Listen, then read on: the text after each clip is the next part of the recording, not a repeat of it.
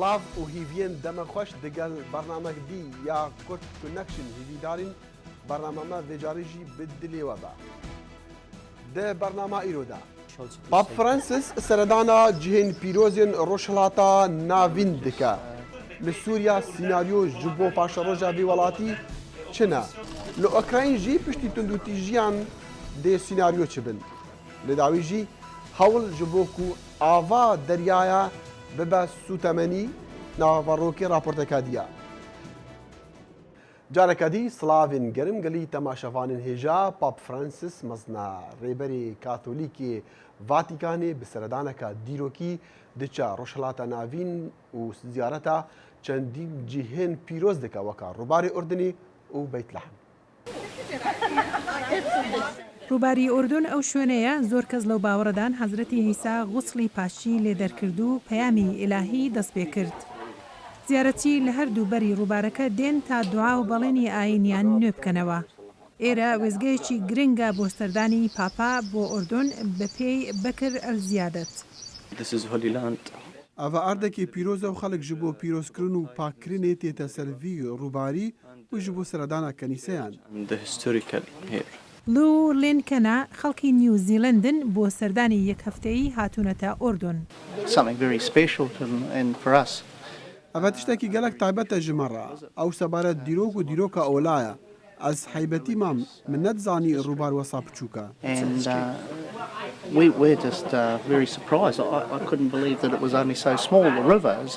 شوێنەوار ناسان شوێنەواری کلێسای دێرینی 1500 ساڵ لەوە پێشیان دۆزیوەتەوە.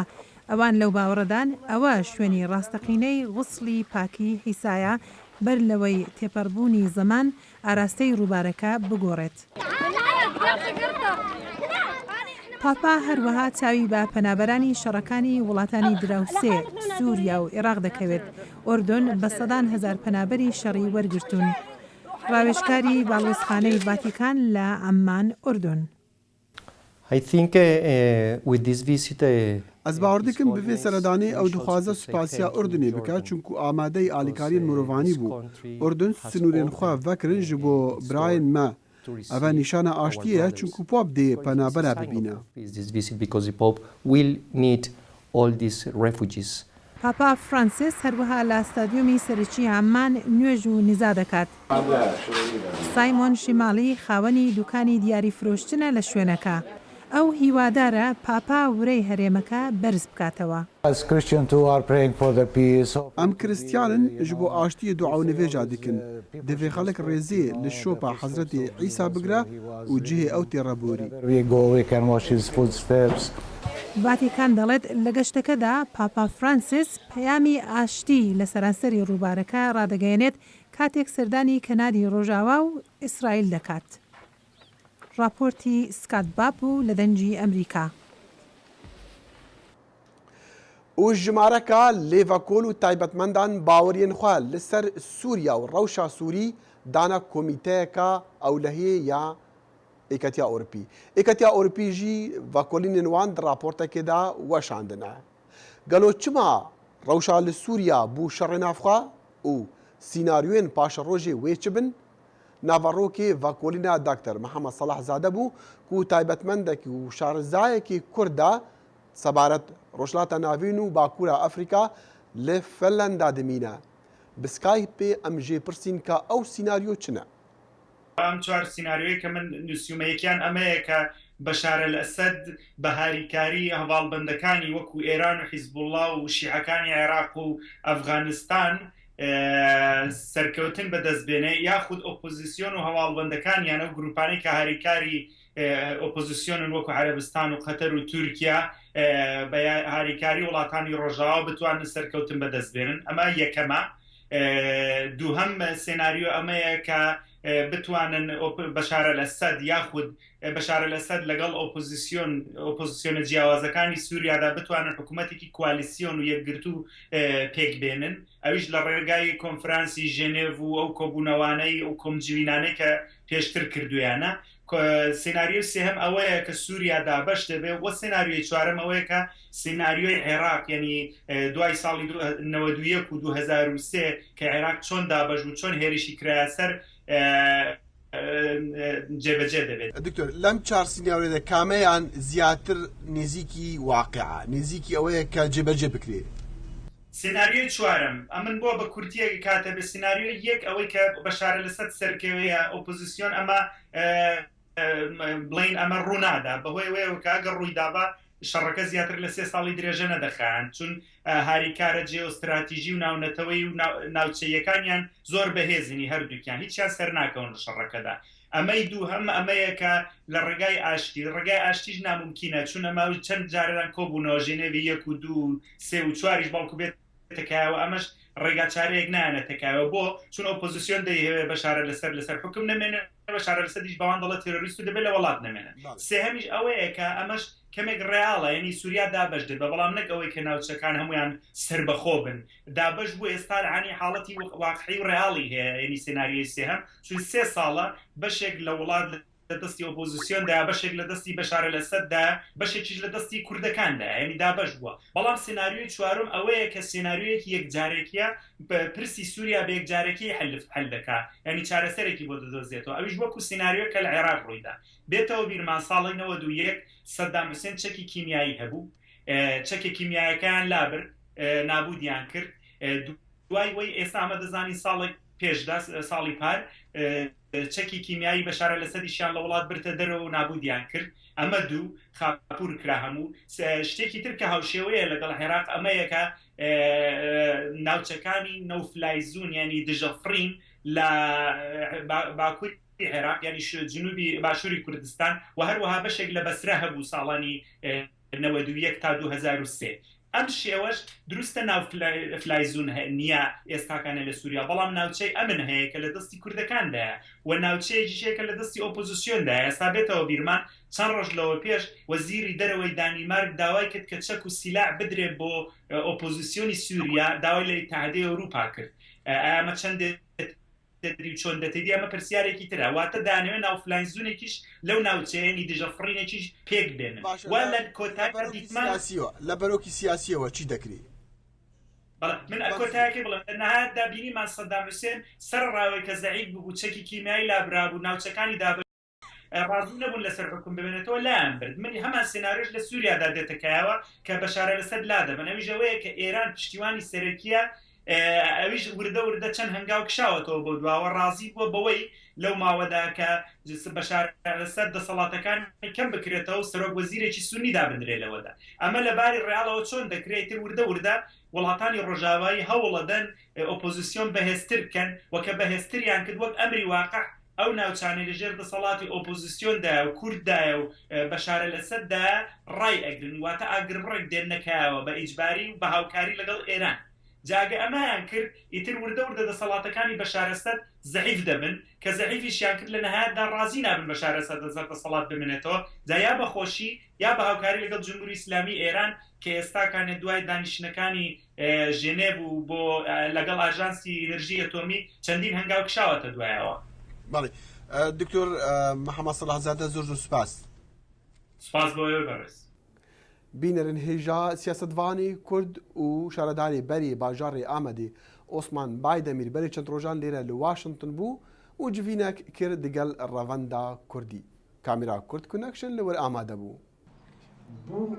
سیاسەتوانی نافدار ئۆسمان بایدەمیر ji بۆ ڕەڤەندا کوردی لەسەر ڕەوشا کوردان بگشتی ئاخت گوت ئەو دەستکەفتن نەها bi dest Kurdan ketine bi saya xebat û têkoşîna gelê Kurda neku hikûmetekî ew mav danewan û got jî bê çareseriya pirsa Kurdî li rojhilata navîn qet tenahî nabe û gelên dî jî nagihin mafên xwe.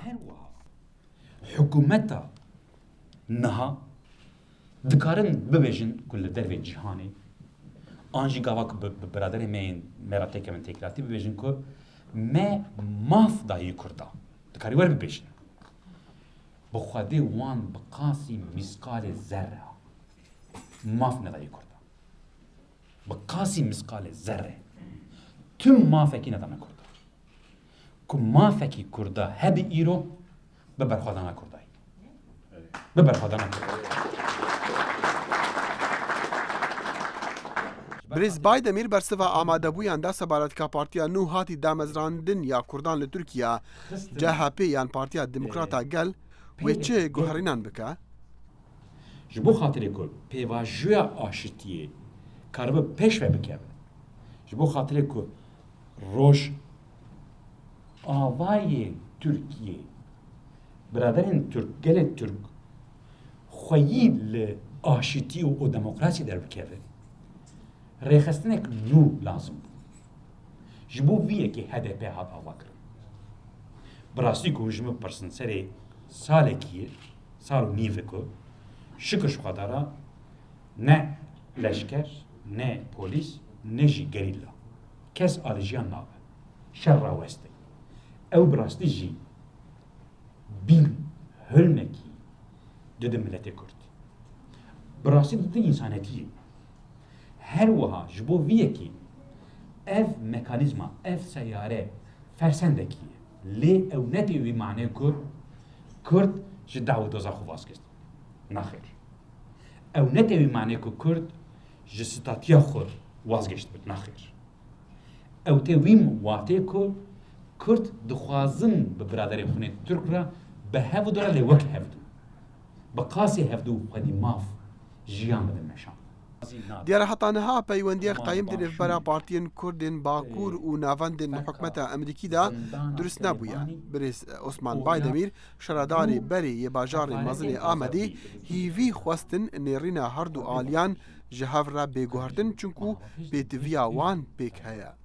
ji bo yekê lazim e ki beriya her tiştî em vî rastiyê êdî bi zimanê xwe daxwaziya xwe bi zimanê xwe bi cîhana pêşketîva perve bikin ev tiştekî serekeyî tiştekî gelkî mihîm e gelkî girîng e lê milletê Kurd rêxistinê Kurd ne girtiye deriyê xwe negirtiye lê bêtir xebat lazim e bêtir xebat bêtir lebat lazim e divî warê de lazim e ki em tercîbê xwe jî bi hev dira parve bikin ji bo wî yekê dibêjim vê derê bi rastî jî gelkî mihîm e bi rastî jî gelkî girîng e her wiha çawa ku cîhan diguhere çawa ku em bêjin rojhilata navîn diguhere rêxistin jî diguherin rêxistin jî mecbûrin biguherin li gora şert û şûrûdê cîhanê xwe nû bikin zimanê xwe nû bikin hişmendiyê xwe nû bikin di wî warê de jî hûn bawer bikin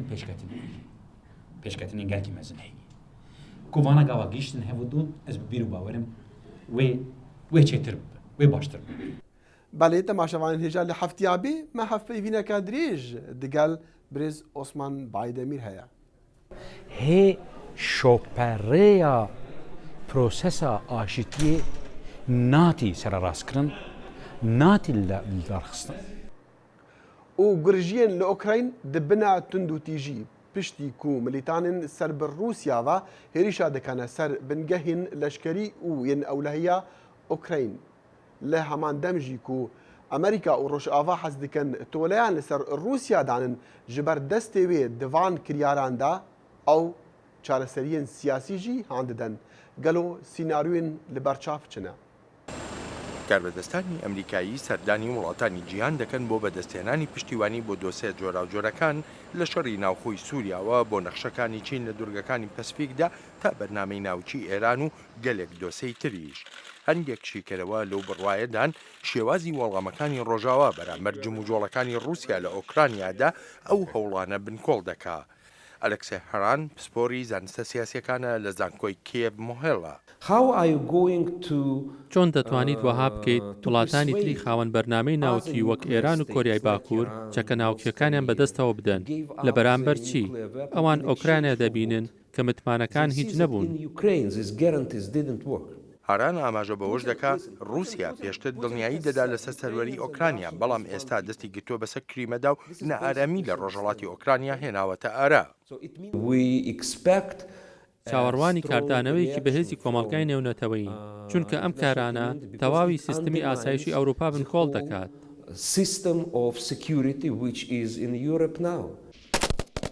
رووسیا لەشکری خۆی لە ئۆکرانیا بەکارهێنا بەڵام ڕۆژاوە ڕێگەی دیبلۆماسی و سزای ئابووری گرتەبەر.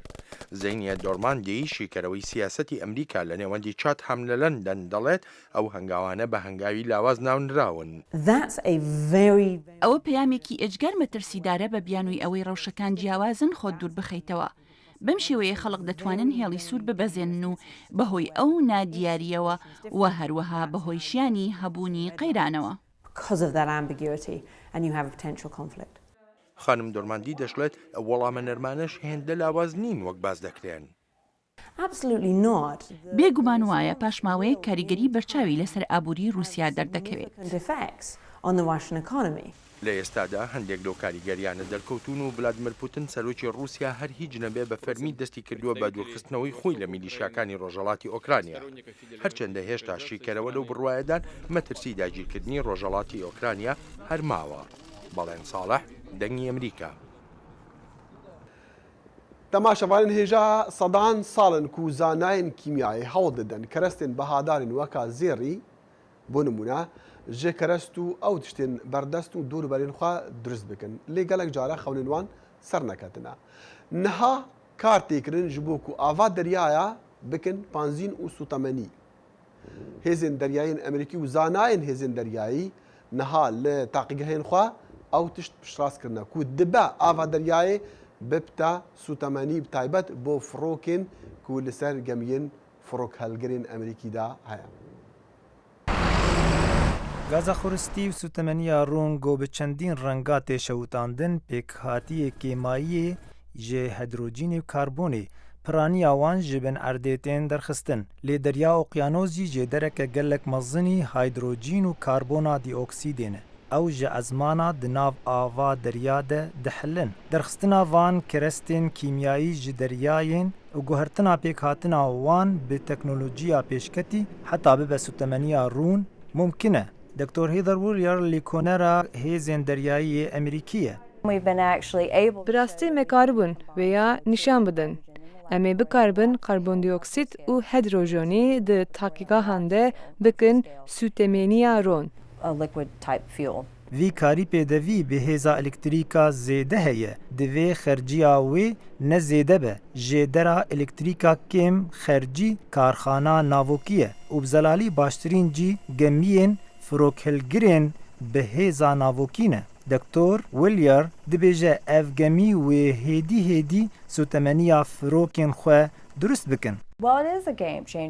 Baş e, ev guhernekê ji hêzên deryayî ra û tevaya seskeriya ra. Çünkî em ê bikaribin sûtemeniyê paşerojê li her cihê û her demê me bi vê durust bikin. Sûtemeniya nû bi awayekî serketî hatiye taqîkirin ji firokên dumeşîn re. Niha hêza wê du qat e. Lê lîkoner hêvî dikin wê rêjeya kêm bikin. Lîkonera hêzên deryayî dibêje proseya durustkirina sûtemeniya nû karbona dîoksîdê li ezmana zêde nake. Got dibe egera germayiya cîhanê. Dema em vana ji avê derya derdixin, derya amadeyê ve ji esmana vegerine. Çünkü ev tim hemseng e. Ya ku me divê sûtemaniya bê karbon e. Zane hêvî dikin sazkariyên biçûk di 15 salên bêyîn de bikaribin sûtemeniya pêdevî ji ava deryayê durust bikin. Luqman Ahmed, Dengê Emerîka. û bi van çend peyamên hemareng em dawiyê bi bername xwe dîînin. Xanima yekî ya Emerîka çend çalakiyan dike ji bo ku diyar bike ka hunerî çend rol heye di perwerdeyê de. It is clear that the Turnaround Arts pilot program. Xanima yekî ya Emerîka Michelle Obama mêvandariya pêşangeheka diyarkirina behreya hunermendan kir li Koçka Spî. Quadrupling the size of this program. Ew bernameyeka li xwendingehan û alîkariya bilindbûna astê xwendinê dike bi rêka perwerdeya hunerî. Michelle Obama dibêje bername serketiya welewan ew ê bêfirehkirin û bi wergirtina xwendekarên 35 xwendingehan li 11 wîlayetan û 10,000 xwendkar dê destê wan bigeha perwerdeya hunerî. Beşdarên bernameyê mûzîkjanin, stranbêj, govendkirin û herwesa navdarên Hollywoodê I hope that events like this Serok Barack Obama hêvî kirin ku ev renga çalakî peyamekî bigihînin xwendingehan û ber pirsên perwerdeyê ku piştevanî ji wan retî. Ji maleka hunermendên navdar cih di bernamê de digirin. ولفرنسا كامبانيا شمندفران يا نشتيماني 2000 شمندفرين نو ترين نو اخسنا خزمتي لي ديارة هناك جوان بلسترين شمندفرا قلون بيفداري بريفابرنا تو رين شمندفران لفرنسا بش راس كلكو او شمندفرين نو فرهن ودانانا وان و بربهابا دوی ناوەندی ڕاوەستاندنەوە وان ترێنان کو بەری 30 ساڵان هاتنە دروستکردن بێنە مەزنکردن و فرەهکردن یان پڕانیە 1200 جوانە بەری 5 ساڵە هاتنە دانان. کار لەسەر نوژەنکردناوان هاتیەکردن لێهێشتا بە سەدان جوانە وەک خۆمانە. و لە داوی لە ئەرجەنتینێ زاناین شینەوارە هەستین مەزنترین داینەسۆر ڤەدیتنە. Estimaciones de peso que nosotros tenemos. زانایە ناوێ وی دایناسۆری کردنە تیتانۆساروس چونکو بە مەزنیا گەمیا تایتانک بوو. زانا دەبێژن ئەو دایناسۆر بە درێژەهەیە 40 متران بلنداهەیە 20 متران و گرانیە 8,000 کیلۆگرامان بووە. زانا باوەڕ دکن ئەو دایناسۆر بەری 95 ملیۆن ساڵە ژیایە و هەند مەزن بووە لە شوێنە گۆشتی دار خواردناوی بووە. تەماشەوانین هێژە ئەvە بوون بابەتین ما vê carî ji we re amadekirin hîvî darîn we demexweş digel boran dibe û dikarin dubare temaşe bikin li ser malperê dengê Emerîka ku li ser şaşê diyar û herwesa li ser Facebooka bernamê. Heta heftiya bê dexîlê şemo û stafê Kurd Connection hîviya demên xweş ji we radikin.